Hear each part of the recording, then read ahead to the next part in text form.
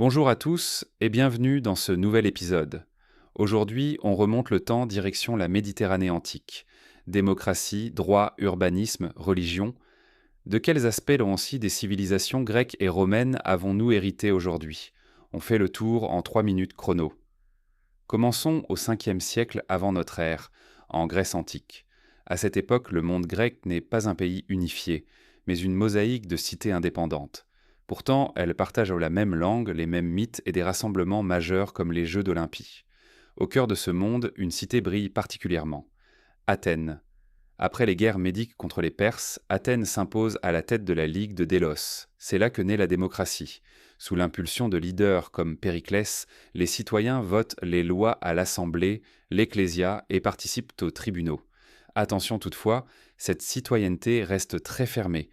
Elle exclut les femmes, les métèques et les esclaves. Victime de ses rivalités et de sa rivale Sparte lors de la guerre du Péloponnèse, l'hégémonie athénienne finit par déliner, mais son héritage politique et culturel reste immense. Faisons maintenant un bond dans le temps et traversons la mer vers Rome. Après des décennies de guerre civile qui affaiblissent pour la République, Octave prend le pouvoir en 27 avant Jésus-Christ sous le nom d'Auguste et fonde l'Empire romain. Pendant plusieurs siècles, la Pax Romana assure une stabilité qui favorise le commerce et la circulation des idées. Rome va alors diffuser son modèle, c'est la romanisation. On construit des aqueducs, des arènes, des voies romaines, et le latin devient la langue de l'administration.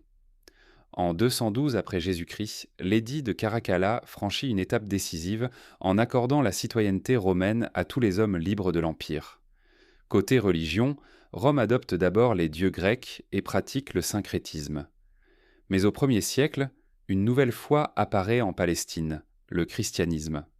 D'abord persécutée, cette religion gagne du terrain jusqu'à ce que l'empereur Constantin accorde la liberté de culte avec l'édit de Milan en 313.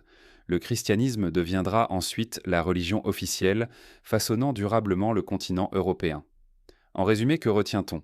Si la Grèce nous a transmis l'esprit démocratique, le théâtre et la philosophie, Rome nous a légué le droit, le modèle urbain et le christianisme.